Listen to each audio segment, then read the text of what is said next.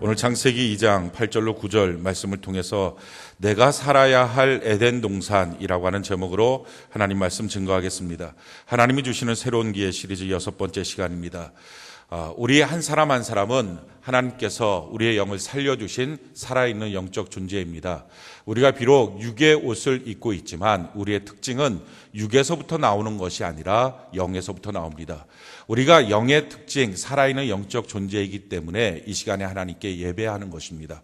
하나님의 말씀을 듣고 믿게 되고 하나님께 기도하고 하나님의 인도하심을 받고 살게 됩니다. 또한 우리의 영원한 천국을 향하여 우리가 걸어갈 수 있습니다. 그래서 우리가 살아있는 영적 존재이기 때문에 이 영이 살아있지 않는 사람들은 절대로 할 수 없는 일들을 우리가 지금 합니다. 하나님 앞에 예배를 드리고 또 하나님의 말씀을 듣고 그 말씀을 믿고 그 말씀대로 순종하면서 우리 인생을 삽니다. 또 살아있는 영적 존재로서 우리가 이 땅을 살아갈 때에 우리가 사는 땅이 어디냐? 바로 에덴 동산입니다. 오늘 그 말씀을 오늘 증거하기를 원합니다. 오늘 본문 말씀 같이 한번 볼까요? 창세기 2장 7절 8절 말씀 우리 같이 한번 한 목소리 한번 읽어봅시다. 시작. 여호와 하나님이 땅의 흙으로 사람을 지으시고 생기를 그 코에 불어 넣으시니 사람이 생영이 되니라. 여호와 하나님이 동방의 에덴에 동산을 창설하시고 그 지으신 사람을 거기 두시니라. 하나님이 살아있는 영적 존재로 사람을 만드시고 그리고 그 만드신 사람을 에덴을 만드셔서 에덴에 살게 하셨다라는 말씀입니다. 우리도 마찬가지로 살아있는 영적 존재라면 예수 믿고 구원받고 우리의 영혼이 살아있다면 지금 우리가 살고 있는 땅은 하나님이 인도하신 그대로의 에덴 동산입니다. 자, 에덴 동산이라고 하는 말을 들을 때 우리가 갖고 있는 잘못된 어떤 생각이 있습니다. 그것은 에덴 동산은 완벽하게 갖추어진 낙원일 것이다 이런 생각을 합니다. 근데 사실은 에덴 동산은 그렇게 완벽하게 갖추어진 낙원이 아니라 만들어져 가는 땅입니다. 오늘 성경을 보니까 15절에 보면 여호와 하나님이 그 사람을 이끌어 에덴 동산에 두어 그것을 경작하며 지키게 하시고, 그러니까 에덴이라고 하는 땅은 완벽하게 주어져서 우리가 그냥 누리고 살기만 하면 되는 땅이 아니라 우리가 경작해야 되는 땅입니다. 일해야 되는 땅이고요. 그리고 그 땅을 지켜야 됩니다. 지키지 않고 일하지 않으면 그 땅은 가시나무와 엉겅퀴가 나는 고통과 눈물의 땅이 됩니다. 우리가 잘 가꾸어 가게 되면 정말 그 땅이야말로 아름다운 땅이 됩니다. 그래서 에덴이라고 하는 것, 지금 우리가 살고 있는 가정, 우리가 살고 있는 회사, 우리가 살고 있는 삶의 터전, 내 신앙의 터전, 내 교회의 터전은 내가 어떻게 가꾸어 가고 있느냐, 내가 어떻게 지키고 있느냐, 내가 어떻게 그 땅을 만들어 가고 있느냐에 따라서 결정되는 낙원이기도 하고, 또 어떤 때는 내가 만약에 가꾸지 못하면 가시나무와 엉겅퀴가 나는 땅이기도 합니다. 아담과 하가 타락했을 때 그 에덴 동산은 그 아담과 하가 살 수 없을 만큼 고통스러운, 하루 종일 땀을 흘리며 일해야 되는 그런 가시나무와 엉겅퀴가 나오는 땅이기도 했습니다. 예수 믿는 가정이 하나님 안에서 에덴을 주셨는데 그 에덴을 잘 가꾸면 참으로 축복되고 행복된 가정이 되지만, 그렇지 못할 때는 그 가정에 가시나무 엉겅퀴가 나게 됩니다. 교회 생활도 마찬가지고요, 직장도 마찬가지고 사업장도 마찬가지입니다. 또한 그 땅을 뭐라고 설명합니까? 19절에 보니까 여호와 하나님이 흙으로 각종 들짐승과 공중의 각종 새를 지으시고 아담이 무엇이라고 부르시나 보시려고 그것을 그에게로 이끌어 가시니 아담이 각 생물을 부르는 것이 곧 그 이름이 되었더라. 완전하게 갖추어져 있는 땅이 아니라 아담이라고 하는 사람이, 살아있는 영적 존재인 그 사람이 뭐라고 말하고 있느냐, 그 말대로 이루어지는 땅, 그것이 바로 에덴이라고 하는 지금 우리가 살고 있는 땅입니다. 자, 그러면 이 에덴 동산, 우리가 살고 있는 이 땅의 특징이 무엇입니까? 과연 이 땅은 어떻게 살아야 하는 땅입니까? 오늘 9절 말씀 같이 한번 볼까요? 창세기 2장 9절 같이 한 목소리 시작. 여호와 하나님이 그 땅에서 보기에 아름답고 먹기에 좋은 나무가 나게 하시니 동산 가운데에는 생명나무와 선악을 알게 하는 나무도 있더라. 자, 우리가 살고 있는 이 땅은 어떤 땅입니까? 하나님께서 모든 것을 갖추어져 있지만 아직 그것이 우리가 경작하고 또 만들어가고 지키고 이름을 붙이고 말을 하기에 따라서 결정되는 그런 땅입니다. 그 땅에 우리에게 지금 요구하신 게 뭡니까? 생명나무, 선악과가 있는데 나보고 선택하라는 것입니다. 자, 에덴 동산을 사는 삶의 원칙이 무엇입니까? 선택입니다.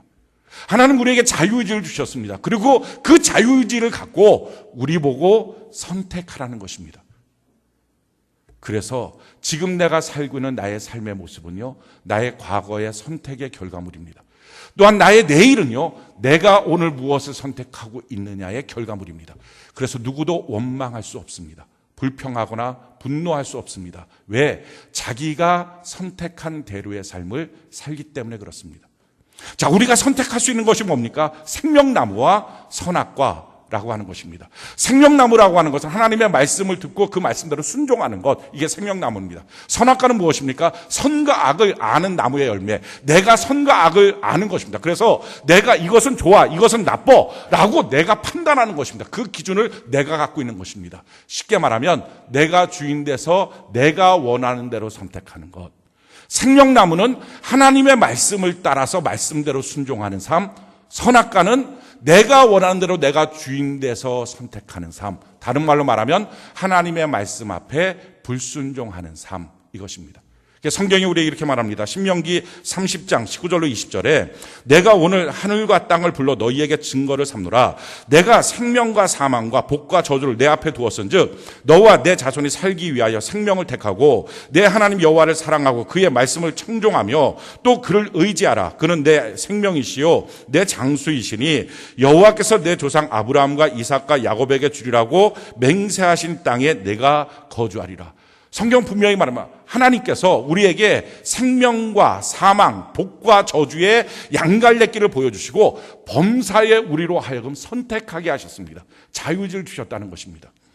믿지 않는 사람들에게서는 죄송한 말이지만 자유의지가 없습니다. 그들은 오직 마귀로부터 전적 타락해서 선택하는 모든 것들이 하나님의 진노의 선택만 할 수밖에 없습니다. 죄만 선택하게 되죠. 근데 예수 믿는 우리에게는 하나님께서 영을 살려주셔서 자유의지를 갖고 선택할 수 있습니다. 하나님의 말씀을 선택할 것인지 아니면 내 마음을 선택할 것인지 내 뜻을 선택할 것인지 우리는 모든 상권에 모든 일 앞에 모든 범사에 우리가 선택할 수 있습니다. 그리고 그 선택의 결과대로 우리 인생을 삽니다. 그래서 그 선택의 결과를 성경이 뭐라고 말하느냐? 신명기 28장 1절로 9절에 보니까 내가 내 하나님 여호와의 말씀 삼가 듣고 내가 오늘 내게 명령하는 모든 명령을 지켜 행하면 내 하나님 여호와께서 너를 세계 모든 민족 위에 뛰어나게 하실 것이라. 성경은요, 하나님의 말씀을 잘 듣고 그 말씀대로 순종하면, 생명나무를 선택하면 우리가 살고 있는 땅이 에덴 동산이기 때문에 항상 하나님의 말씀이 있습니다. 우리 손에는 성경이 있고요, 교회에서 하나님의 말씀을 듣고 예배드릴 수 있습니다. 하나님의 말씀을 듣는 것이 우리 앞에 항상 있습니다. 그 말씀을 듣고 청종하여 그 말씀대로 살면 내가 너를 세계에서 최고로 만들어줄 것이다 라고 하면서요, 내가 내 하나님 여호와의 말씀을 청종하면 이 모든 복이 내게 임하며 내게 이르리니 성읍에서도 복을 받고 들에서도 복을 받을 것이며. 내가 지금 사업장이 어디 있느냐 그거 중요하지 않다는 것입니다. 성읍이냐 들이냐 사람들 안 모이는 것이냐 상관없다는 것입니다. 하나님의 말씀에 청종하는, 왜? 내가 사는 땅은 에덴 동산이기 때문에 하나님의 말씀에 청종하며 생명나무 순종의 나무를 먹게 되면 모든 것들이 하나님이 복을 주시겠다라는 것입니다. 내 몸의 자녀와 내 토지의 소산과 내 짐승의 새끼와 소와 양의 새끼가 복을 받을 것이며 내 광주리와 떡반죽 그릇이 복을 받을 것이며 내가 들어와도 복을 받고 나가도 복을 받을 것이다. 우리가 잘 아는 말씀입니다. 전제 조건이 뭡니까? 청종하면, 순종하면, 하나님의 말씀을 들으면. 왜요? 우리가 이것이 가능한 이유는 하나님의 말씀을 들을 수 있는 에덴 동산, 하나님의 말씀을 볼 수 있는 에덴 동산, 그리고 우리가 선택할 수 있는 영적 존재라는 것입니다. 우리가 선택하면 그 길을 걸어간다는 것입니다. 반대로 내가 만약에 선택하지 않고 하나님의 말씀에 불순종하면 나타나는 결과가 뭡니까? 신명기 28장 15절로 20절에 내가 만일 내 하나님 여호와의 말씀을 순종하지 아니하여 내가 오늘 내게 명령하는 그 모든 명령과 규례를 지키지 아니하면 이 모든 저주가 내게 임하며 내게 이를 것이니 내가 성읍에서도 저주를 받으며 들에서도 저주를 받을 것이요 또 내 광주리와 떡반죽 그릇이 저주를 받을 것이며 내 몸의 소생과 내 토지의 소산과 내 소와 양의 새끼가 저주를 받을 것이며 내가 들어와도 저주를 받고 나가도 저주를 받을 것이라. 분명하게 하나님이 우리에게 말씀하십니다. 나보고 선택하라고 하시고 그 선택의 결과가 무엇인지에 대해서도 정확하게 말씀하십니다. 사랑하는 성도 여러분, 우리가 살고 있는 에덴 동산은요, 우리끼리 사는 낙원이 아니에요. 우리끼리 사는 기쁨의 땅이 아니에요. 이 땅은 하나님께서 왕으로 계시고 하나님이 주권자로 계시고 하나님의 뜻 안에 통치되는 하나님의 나라입니다. 그 하나님의 나라에서 하나님의 뜻을 따라 순종하며 하나님의 대리자로 이 땅을 다스리며 사는 것, 이것이 바로 살아있는 영적 존재로서의 저와 여러분들의 모습입니다. 근데 만약에 이 땅에서 우리가 그렇게 살지 않는다면 그 모든 저주가 우리에게 임할 것이다 라는 것입니다. 실질적으로 예수 믿는 사람들 가운데 어떤 가정은 행복한 가정입니다. 어떤 가정은 참 가시덤불가 엉겅퀴 나는 불행한 가정입니다. 이유가 무엇입니까? 이유는요, 자기의 선택 때문이라는 거예요. 어떤 사업장은요, 또 어떤 가정은요, 어떤 인생은요, 어떤 자녀는요, 다 무엇입니까? 자기의 선택의 이유라는 거예요. 따라서 누구를 탓할 수 없어요. 누구 핑계댈 수 없어요. 왜 내게 이런 인생을 줬냐? 자기 부모를 향해서 원망할 수 없어요. 심지어는 하나님이 어떻게 내 인생에 이런 문제를 주십니까? 라고 말할 수 없어요. 그 땅은 에덴 동산인데 너가 무엇을 선택했느냐에 따라서 결정되는 땅이라는 거예요. 사랑하는 성도 여러분, 우리가 살고 있는 땅은요, 우리가 날마다 선택하는 땅입니다. 날마다 내가 무슨 말을 그 사람한테 할까를 선택합니다. 내가 내 자녀에게 뭐라고 말할까를 선택하는 땅입니다. 내가 내 사업장에 가서 어떤 구상을 하고 어떤 계획을 세울까를 선택하는 땅입니다. 내게 주어진 물질을 갖고 내가 어떻게 쓸까, 이것을 선택하는 땅입니다. 누가 와서 억지로 선택하게 안 하고요, 하나님도 우리를 억지로 이끌어가지 않습니다. 우리가 선택하는 거예요. 그래서 남들이 와서 선택하는 것도 아니고요, 저절로 무엇인가 되지 않아요. 우리가 은혜 받고 복 받으면 무엇인가 저절로 잘 되겠지, 그런 건 없습니다. 은혜 받고 복 받으면요, 우리 보고 분명하게 선택할 수 있는 힘이 더 있는 거예요. 그래서 이 땅을 살아가는데 반드시 필요한 게 무엇입니까? 그것은 하나님을 아는 거예요. 하나님을 알고요, 하나님 앞에 두려워 떨 줄 알고요, 그 하나님의 말씀 앞에 그를 존중히 여기는 거예요. 다른 말로 말하면요, 하나님을 향하여 경외하는 것입니다. 그것이 예수 믿는 삶에 있어서 가장 중요한 삶의 모습입니다. 경외가 뭡니까? 그 하나님의 위대하심 앞에 두렵고 떨림으로 그분을 바라보고 그분을 사랑하고 그의 말씀을 따라가는 삶, 이게 경외입니다.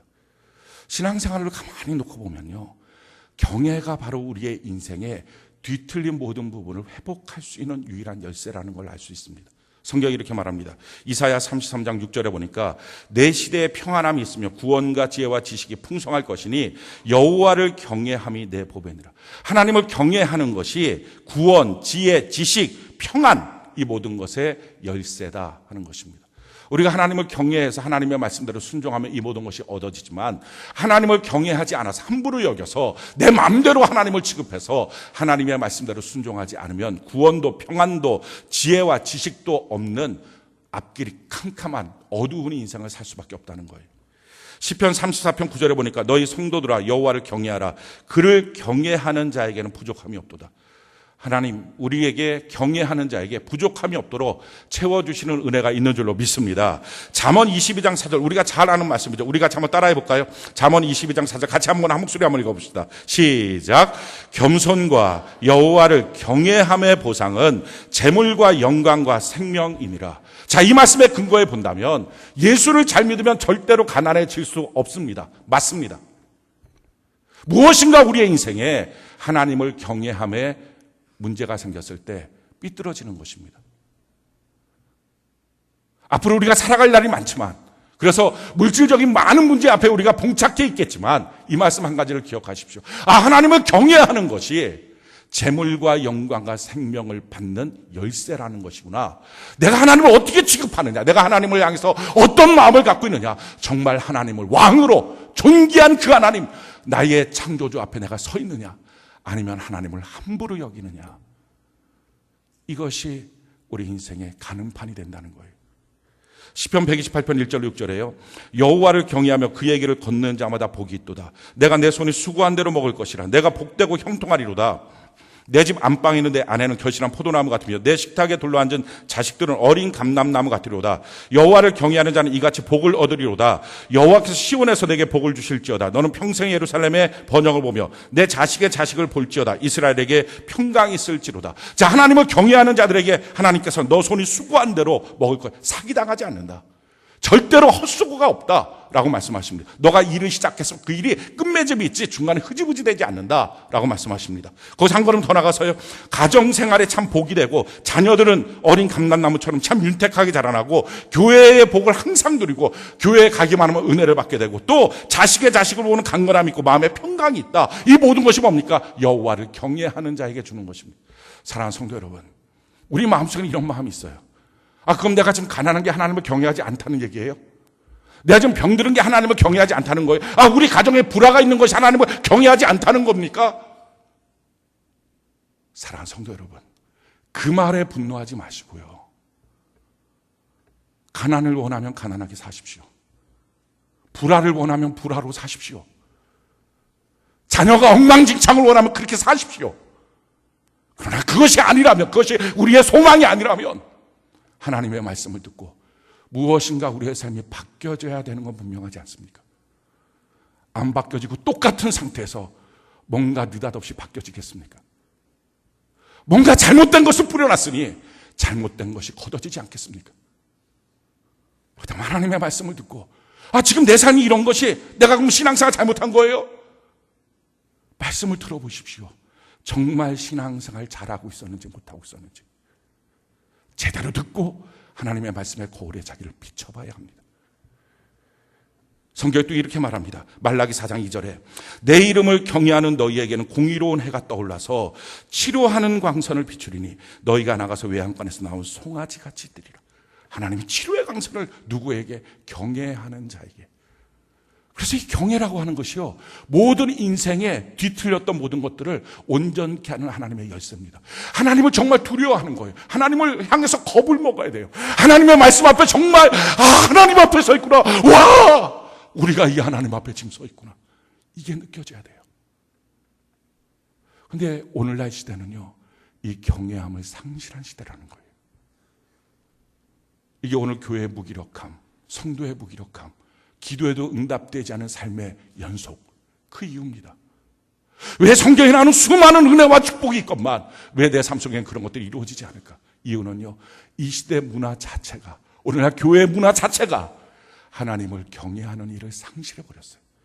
왜 하나님을 경외하는 일들을 상실했을까? 성경의 것을 우리에게 이렇게 이유를 가르쳐 줍니다. 이사야 29장 13절에 보니까 주께서 이르시되 이 백성이 입으로는 나를 가까이하며 입술로는 나를 공경하나 그들의 마음은 내게서 멀리 떠났나니 그들이 나를 경외함은 사람의 계명으로 가르침을 받았을 뿐이라. 그들이 입술로는요, 하나님 나의 주인 이렇게 고백해요. 예수님 나의 주인입니다. 찬양도 불러요. 기도할 때 주님 주님 이렇게 말도 해요. 입술로는 그렇게 다 하고 있으나 마음은 내게서 멀어져 있다. 그 마음은 정말 하나님을 두려워하지 않는다. 이유는 그들이 사람의 계명으로 하나님을 경외하는 것을 배웠기 때문이다. 이 말씀입니다. 이게 무슨 말이냐? 사람의 계명으로 하나님을 경외하는 것을 배웠다는 말의 뜻은요, 이거예요. 사람처럼 하나님을 봤다는 거예요. 하나님을 사람의 영광 정도로 격화시켰다는 거예요. 교회 와서 목사를 보면서, 목사밖에 안 보이니까 목사를 보면서 목사 같은 하나님으로 생각하는 거예요. 이게 가당키 나는 것입니까? 자기 같은 하나님, 당신 같은 하나님, 자기를 먼저 전도했던 어떤 믿음의 멘토를 향해서 당신 같은 하나님이라고 생각하는 거예요. 그러니까 그 정도 수준의 하나님, 그 정도 마음가짐의 하나님, 그 정도의 행함의 하나님처럼 생각해버린다는 거예요. 인간의 끊임없는 시도는요, 하나님을 인간의 수준으로 격화시키는 운동이었어요. 창세기 때 사탄이 와서 유혹을 합니다. 야, 너 이거 먹으면 하나님처럼 돼. 선악과 하나 두고서 아담과 하와한테 유혹하는, 너 이거 먹으면 하나님처럼 돼. 자, 그 말을 들었을 때 그들이, 야, 이게 가당키나 하는 거냐? 창조주와 피조물의 격차를 무슨 이거 하나 먹고 되겠느냐? 당연히 이렇게 생각해야 되는데 그게 아니고요. 야, 하나님처럼 되겠다. 쉽게 말하면 뭡니까? 만만한 하나님으로 본 거예요. 내가 조금만 애쓰고 노력하면 나도 하나님처럼 될 수 있어. 나도 조금만 노력하고 애쓰면 지혜롭게 무엇인가 말할 수 있어. 라고 생각한 거예요. 출애굽기 시대 때는요, 이스라엘 백성들이 출애굽을 합니다. 그러다가 모세가 시내산에 올라가서 하나님께 기도하죠. 40일 동안 기도하니까 이스라엘 백성들이 기다려도 안 내려와요. 그러니까 그들이 어떻게 합니까? 자기 있는 금들을 다 갖고 와서 그걸 다 녹여갖고 금송아지를 만듭니다. 그래서 금송아지한테 이렇게 말하는 거예요. 출애굽기 32장 4절에 보니까 아론이 그들의 손에서 금고리를 받아 부어서 조각칼로 새겨 송아지 형상을 만드니 그들이 말하되 이스라엘아, 이는 너희를 애굽 땅에서 인도하여낸 너희의 신으로다 하는지라. 자, 우상 만들어 놓고 이게 하나님이야 라고 말해요. 항상 웃고 있는 송아지. 그래서 우상 같은 하나님, 말씀하지 못하는 하나님, 내 삶을 간섭하고 통치하지 못하는 하나님, 내가 알아서 봉사할게요, 내가 알아서 언급할게요, 내가 알아서 교회 갈게요. 그러니까 하나님 뭐라고 하지 마세요. 이 정도 수준의 하나님, 생사여탈권을 갖고 계신데, 나의 죽고 사는 것을 그분이 결정하시는데, 나의 높아지고 낮아지는 것을 그분이 결정하시는데, 그분을 향해서 이렇게 함부로 쉽게 생각하는 거예요. 우리의 신앙은 어떻습니까?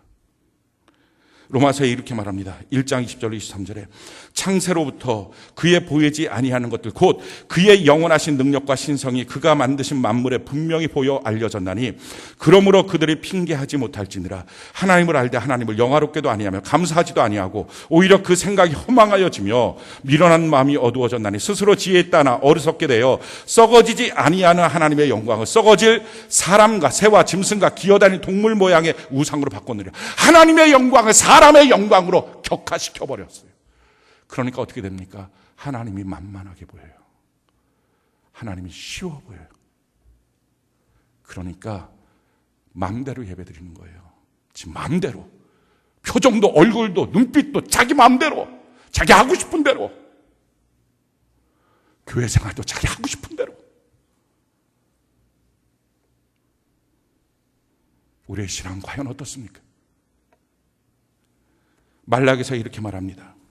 1장 6절로 8절에 내 이름을 멸시하는 제사장들아 나 만군의 여호와가 너희에게 이르기를 아들은 그 아버지를 종은 그 주인을 공경하나니 내가 아버지일진데 나를 공경함이 어디 있느냐 내가 주인일진데 나를 두려워함이 어디 있느냐 하니 너희는 이르기를 우리가 어떻게 주의 이름을 멸시하였나이까 하는도다. 하나님이 하시는 말씀이에요.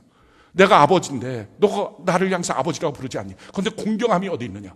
내가 주님 하나님을 향해서 주여라고 부르는데 주님을 향한 두려운 마음이 어디 있느냐? 너희가 나를 이렇게 멸시하느냐라고 하나님이 말씀하시니까 이스라엘 백성들이 말하는 거. 저희가 언제 하나님 멸시했어요? 야 너희의 예배가 어떻게 이렇게 하나님을 멸시하느냐? 너 마음대로 그렇게 예배드리느냐? 하나님 앞에 서 있다면 너가 그렇게 예배드리겠느냐? 하나님이 말씀하시는데 이렇게 말하는 거예요. 뭘 더 어떻게 해요? 예배 이렇게 드리면 되지. 지금 주일날 이렇게 나와서 예배 드리는 것만으로도 난 대단한 노력을 하고 있는 거라고요. 내가 뭘 하나님을 멸시합니까? 혹시 그렇게 이스라엘 백성처럼 말하고 있지 않습니까? 그때 하나님이 이렇게 말씀하십니다. 너희가 더러운 떡을 나의 제단에 드리고도 말하기를 우리가 어떻게 주를 더럽게 하였나이까 하는도다. 내가 하나님을 향해서 더러운 생각, 더러운 마음, 더러운 행위, 더러운 모습으로 나와 있으면서도 내가 하나님을 향해서 뭘 더럽게 했나요? 라고 말하고 있다는 거. 회개하는 마음이 아니라 나의 죄를 뉘우치는 마음이 아니라 내 마음대로 고집과 분노를 그대로 끌어안고 나와도 내가 뭘 어떻게 했다고요? 내가 뭘 더 어떻게 하라고요? 라고 하나님을 향해서 말하고 있는 거예요. 이는 너희가 여호와의 식탁은 경멸히 여길 것이라 말하기 때문이라. 만군의 여호와가 이르노라 너희가 눈먼 희생 제물을 바치는 것이 어찌 악하지 아니하며 저는 것 병든 것을 드리는 것이 어찌 악하지 아니하냐. 이제 그것을 너희 총독에게 드려보라. 그가 너를 기뻐하겠으며 너를 받아주겠느냐. 짜투리 시간 드리는 거. 예배 시간 남으면 갈게요. 헌금 돈 남으면 드릴게요. 봉사 내가 시간 되면 내가 알아서 할게요. 우리가 나를 뭔가 책임져주는 상사한테 너가 무엇인가 선물할 때도 상사한테 시간 약속할 때도 시간 남으면 제가 만나 드릴게요 라고 말하겠느냐? 그렇게 해서 선물 사서 드리겠느냐? 너희 총독에게도 그렇게 못하는데 만군의 여호와 하나님 앞에 너희가 이와 같이 하면서 너희가 하나님을 경외해야 한다고 하느냐? 이게 하나님의 말씀이에요. 우리 신앙생활 어떻습니까? 시간 되면 예배 드릴게요. 시간 되면 헌금하고 물질 되면 하고 하나님 앞에 정말 중심을 드리는 것이 아니라 어쩌면 하나님을 하나님으로 여기지 않고 있지 않니 하는 거예요. 예배 시간에 과연 나는 얼마큼 집중해서 왕이신 하나님 앞에서 내가 예배 드리고 있나 하는 거예요. 성경이 이렇게 말합니다. 시편 5편 7절에 오직 나는 주의 풍성한 사랑을 힘입어 주의 집에 들어가 주를 경외함으로 성전을 향하여 예배하리이다. 사랑하는 성도 여러분, 저도 여러분도 마찬가지입니다. 저는 말하는 사람이고 여러분들은 듣는 사람이라서 저는 되고 여러분들은 안 되기 때문에 하는 말이 아닙니다. 저도 여러분도 오늘 동일하게 하나님이 우리 교회, 우리 공동체에 주신 이 말씀을 듣고서 하나님 앞에 회개하고 돌이켜야 될 줄로 믿습니다. 하나님 앞에서 그렇습니다. 우리가 이 시간, 이 예배 가운데, 예배는 하나님과의 만남의 시간이에요. 그래서 우리의 신앙 전체가 극명하게 표현되는 시간이에요. 내가 하나님을 지금 어떻게 대접하고 있고 대우하고 있느냐, 이걸 드러내는 시간이에요. 시간을 늦는다는 것은 하나님이 안 보이기 때문에 무시하는 것이고요, 예배 시간을 졸고 자기 마음대로 생각하는 것은 하나님을 멸시하는 행위입니다. 그럼에도 불구하고 내가 무슨 신앙으로 내가 뭘 잘못했냐고요? 내가 지금 가난한 건 신앙이 없기 때문이냐고요? 맞습니다. 라고 하나님 앞에 우리가 엎드려야 되지 않습니까? 주여 올소이다. 내가 하나님을 함부로 여겼습니다. 하나님이 살게 하신 이 에덴 동산에서 나는 내가 주인 되는 선악과만 먹고 살았습니다. 그래서 내 땅이 이런 고통과 괴로움과 가시덤불 엉겅퀴의 땅이 됐습니다. 하며 엎드려야 되지 않겠습니까? 지금 이 시간이라도 우리가 다시 하나님을 두렵고 떨림으로 바라보며 정말 하나님을 두려워하면서 하나님 앞에 온전한 예배를 드리는 은혜가 있기를 바랍니다. 우리가 이 땅을 어떻게 살아가야 할까요? 하나님을 경외하며 우리가 순종하며 이 땅을 어떻게 살아야 할까요? 성경은 우리에게 에덴 동산을 사는 방법에 대해서 세 가지로 가르쳐 줍니다. 오늘 이 말씀이 우리가 적용해야 될 말씀인 줄 압니다. 제일 첫 번째 말씀은요, 선악과를 먹지 않고 사는 것입니다. 우리 17절 말씀 같이 한번 볼까요? 창세기 2장 17절. 창세기 2장 17절 같이 한 목소리 시작. 선악을 알게 하는 나무의 열매는 먹지 말라. 내가 먹는 날에는 반드시 죽으리라 하시니라. 자, 선악을 알게 하는 나무의 열매 절대로 먹으면 안 된다. 이 땅에 사는 동안 그거 먹으면 큰일 난다. 너가 죽고 만다. 라는 것입니다. 나를 사망으로 인도하는 것이 선악을 알게 하는 나무입니다. 선악을 알게 한다는 것은요, 내가 선악을 아는 주인이 되는 거예요. 그래서 이건 좋은 것, 이건 나쁜 것. 그래서 내가 내 뜻대로 선한 것, 좋은 것을 선택해 나가는 것. 이게 선악과입니다. 이렇게 살면 안 된다는 거예요. 왜 이렇게 살면 안 될까요? 이유가 한 가지예요. 우리가 모르는 시간, 모르는 땅을 살기 때문에 그렇습니다. 자, 2016년 9월 25일 오늘이죠. 우리가 이걸 건방지게 달력에다 써놓고 심지어 내일 26일, 27일 이런 게 막 달력이 있습니다. 근데 달력에 있을 뿐이지 누가 그날을 살아본 사람이 있습니까? 아니 오늘 살아본 사람이 있습니까? 오늘 저녁 때 어떤 일이 생길지 우리가 압니까? 아니 저녁까지 과연 우리의 생명이 있을지 없을지 장담할 수 있는 사람이 있습니까? 우리 모르는 삶을 사는 거예요. 그런데요, 우리가 너무 교만해서 내가 너무 주인 돼서 아는 나를 사는 것처럼 삽니다. 그러다 보니까요, 내게 주어진 어떤 사건들 앞에 내가 알고 있던 경험과 상식으로 판단합니다. 내가 주인 되는 거예요. 그러니까 그 순간 또 선악과를 먹는 거예요. 기도해야 된다는 말이 내게 의무처럼 들리는 거지 실질적으로 기도해야 될 분명한 이유가 없습니다. 왜? 내가 아는 삶을 사는 거라서요. 내가 아는 계획, 내가 아는 사람들과 만나는 거라서요. 내가 모르는 게 아니라서요. 근데 성경이 우리에게 이렇게 말합니다. 여호수아 3장 3절로 4절에 백성에게 명령하여 이르되 너희는 레위 사람 제사장들이 너희 하나님 여호와의 언약궤 매는 것을 보거든 너희가 있는 곳을 떠나 그들을 따르라. 그러나 너희와 그 사이 거리가 2000규빗쯤 되게 하고 그것에 가까이 하지는 말라. 그리하면 너희가 행할 길을 알리니 너희가 이전에 이 길을 지나보지 못하였음이니라 하니라. 그래요. 지금 축복의 땅 가나안 땅으로 들어가 요단강을 건너는데 하나님이 하신 말씀이에요. 너가 언약궤를 바라보고 가야 된다. 하나님의 말씀을 믿고 바라보고 걸어가야 된다. 그런데 왜 그렇게 믿고 바라보고 절실하게 그 말씀만 보고 가느냐? 이유는 너가 전에 그 땅을 걸어가 본 적이 없다는 거예요. 그렇습니다. 오늘 우리는 살아본 적이 없는 시간을 삽니다. 5분 후에 어떤 일이 생길지 우리는 아무것도 모릅니다. 그래서 우리의 경험과 상식, 우리가 갖고 있는 느낌이라고 하는 것은 사실은 오늘을 사는데 아무 의미가 없습니다. 오늘을 알고 계신 하나님의 말씀을 그래서 집중하고요, 하나님께 기도하는 거예요. 이게 영적인 사람의 특징입니다. 성경이 우리에게 이렇게 말합니다. 고린도후서 5장 16절로 17절에 그러므로 우리가 이제부터는 어떤 사람도 육신을 따라 알지 아니하노라. 비록 우리가 그리스도를 육신을 따라 알았으나 이제부터는 그같이 알지 아니하노라. 그런즉 누구든지 그리스도 안에 있으면 새로운 피조물이라. 이전 것은 지나갔으니 보라 새 것이 되었도다. 우리가 육신대로 보지 않는다. 영으로 본다. 새로운 피조물이다. 이전 것은 지나갔다. 보라 새롭게 되었다. 이게 영적인 사람의 특징입니다. 영적인 사람은 어떻게 인생을 삽니까? 새날이라고 보는 거예요. 어제와 연결되어 있는 날이 아니고 어제로부터 단절되어 있는 하나님이 내게 창조하신 새날. 내가 만나는 내 아내 새 사람, 내 남편 새 사람, 내 자녀 새 사람, 새 사람으로 보기 때문에요. 그를 향한 기대가 있고요. 그를 향해서 무엇을 해야 될지 나는 모르니까 하나님의 말씀에 집중하고요. 그래서 새벽에 일어나 주의 말씀을 보는 큐티를 하는 거예요. 성경이 이렇게 말합니다. 골로새 3장 10절에 새 사람을 입었으니 이는 자기를 창조하신 이의 형상을 따라 지식에까지 새롭게 하심을 입은 자들. 영적인 사람의 특징은요, 우리의 지식까지 새로워지는 거예요. 우리의 가정을 새로운 가정으로 보는 거예요. 오늘 이 날은 새날이에요. 할렐루야. 우리가 아침에 눈을 뜨면 새날이라 그래요.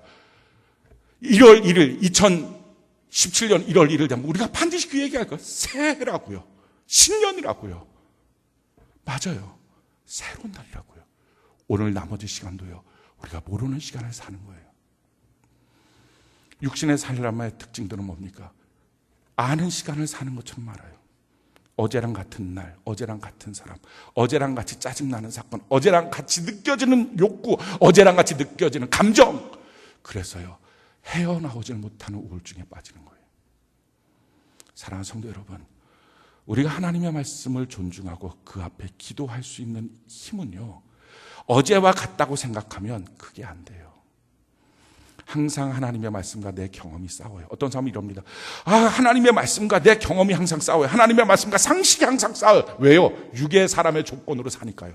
어제와 같은 날이라고 생각하니까. 근데 만약에 전혀 모르는 새 날이라면, 전혀 모르는 새 곳이라면, 전혀 모르는 새 사람이라면 어떻게 우리의 상식대로 살겠습니까?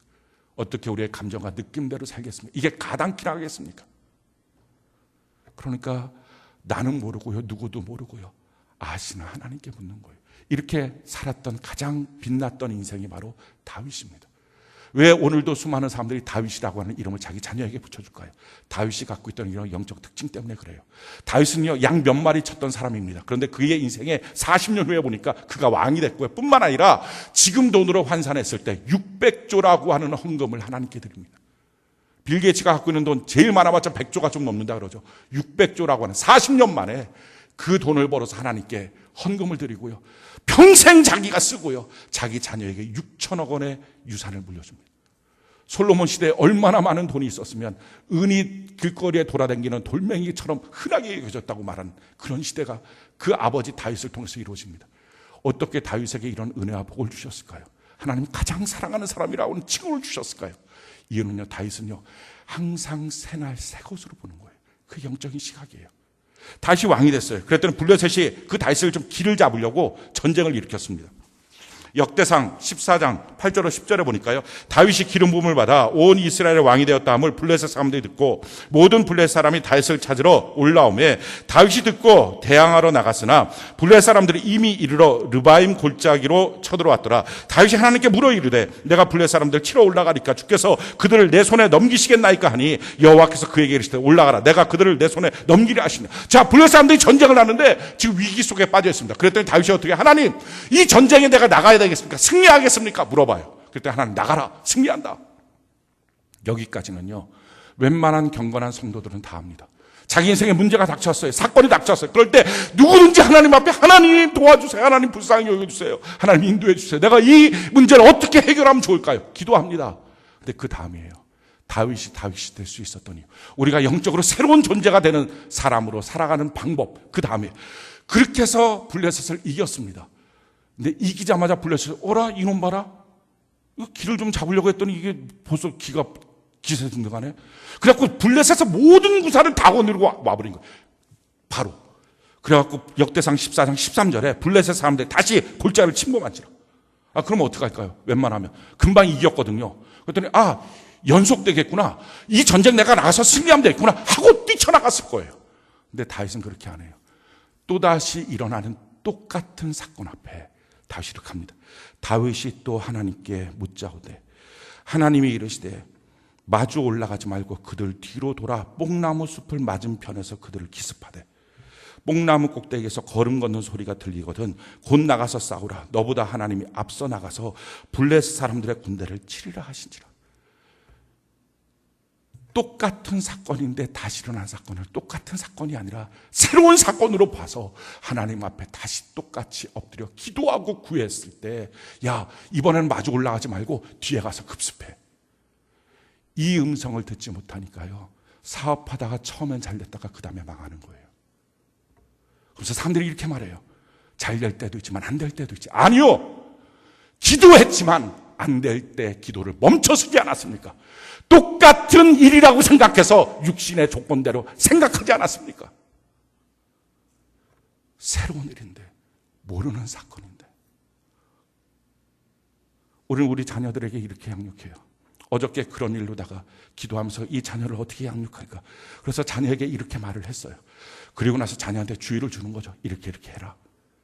그 다음날 보니까요, 그 자녀가 똑같은 일을 하고 있어요.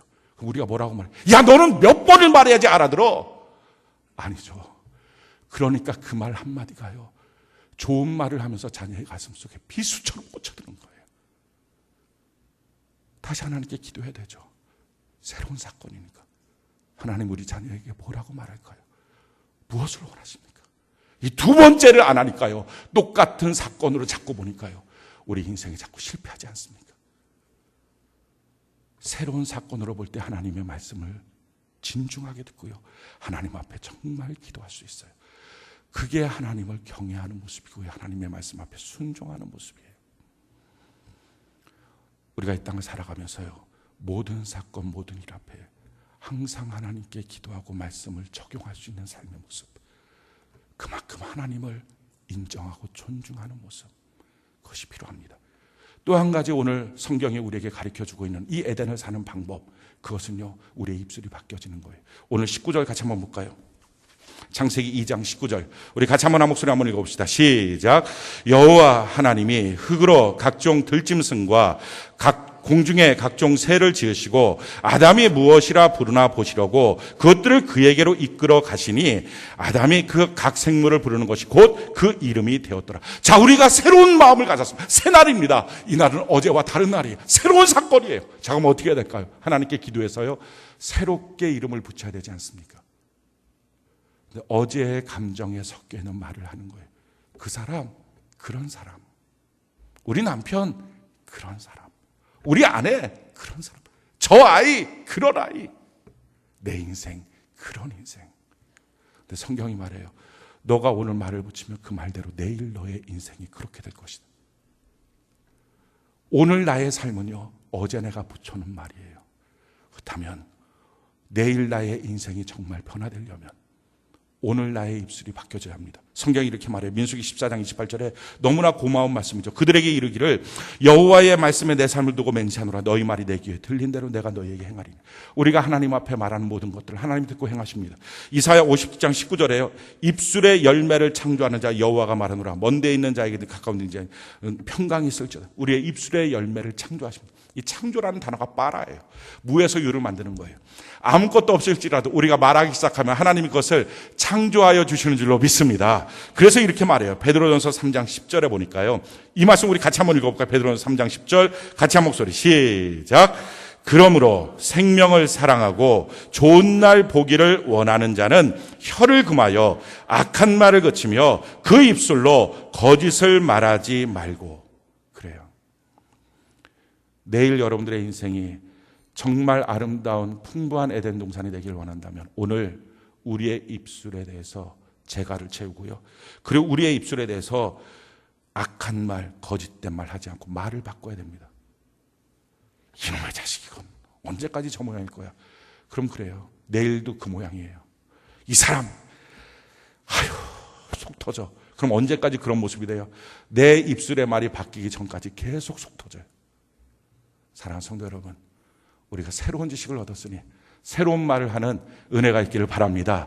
근데 이것이요, 혼자 안 되잖아요. 그래서 우리가 이 땅을 살아가는데 꼭 필요한 것은요, 우리를 돕는 배필이에요. 오늘 18절 우리 같이 한번 한 목소리 읽어볼까? 18절 같이 한 목소리 시작. 여호와 하나님이 이르시되 사람이 혼자 사는 것이 좋지 아니하니 내가 그를 위하여 돕는 배필을 지으리라 하시니라. 그래요, 이 에덴 동산은 혼자 못 사는 땅이에요. 돕는 배필이 필요합니다. 이 돕는 배필이라고 하는 것은요, 단순하게 아내, 남편을 의미하는 것보다 더 높은 의미예요. 그것은 내 신앙생활에 나를 향해서 권면해주고 격려해주고 칭찬해주고 나를 좀 잡아줄 수 있는 사람을 말합니다. 히브리서 3장 13절에 오직 오늘이라 일컫는 동안에 매일 피차 권면하여 너희 중에 누구든지 죄의 유혹으로 완고하게 되지 않도록 하라. 오늘 내가 살아갈 때 누군가 나를 향해서 권면해 줄 수 있는 사람이 있는가? 그러면 안 되잖아. 또는 나를 향해서 괜찮아, 잘했어. 또는 나를 향해서 내가 기도해 줄게, 걱정하지 마, 우리 앞으로 좀 더 가자, 이렇게 말해 줄 사람이 있는가? 나를 권면해 줄 사람이 있는가? 우리는 누군가에게 도움을 구하는 것들에 대해서요, 부끄러워합니다. 그런데 그렇지 않아요. 성경이 이렇게 말합니다. 갈라디아서 6장 2절에 너희가 짐을 서로 지라 그리하여 그리스도의 법을 성취하라. 짐을 좀 져달라고, 내 짐이 너무 버겁다고 무겁다고 요청하라는 거예요. 그리스도를 위하여 도움을 요청하라는 거예요. 내가 그리스도인으로 살기 위해서, 내가 그리스도의 명령을 지키고 순종하기 위해서 내 힘 갖고는 지금 부족하니까 날 좀 도와달라고 요청하는 거. 이게 교회고요. 이게 가정입니다. 우리 가정 안에서 날 좀 도와달라고. 설거지 해달라고 하는 거 아니고요. 청소해달라고 하는 거 아니고요. 내가 예수 그리스도의 법을 성취하도록, 내가 예수님을 믿고 따라갈 수 있도록, 내가 주님 앞에 더 경외하고 순종할 수 있도록 나를 좀 권면해달라고. 내가 좀 흔들리면 나를 좀 붙들어달라고. 나를 격려해 주기도 해달라고. 그렇게 말해주는 것. 그 돕는 배필을 통해서 우리 신앙생활은 완성됩니다. 사랑하는 성도 여러분, 우리가 살고 있는 땅은요, 예수 믿고 구원받았으면 누구든지 지금 에덴 동산입니다. 그리고 그 에덴 동산은요, 생명나무, 선악과 두 나무가 있어요. 순종과 불순종의 두 길이 있어요. 우리가 하나님을 경외함으로 이 순종의 길을 걸어가서 우리 이 땅이 가시와 엉겅퀴가 아니라 하나님이 예배하신 축복의 땅으로 만들어가는 은혜가 있기를 예수님 이름으로 축원합니다.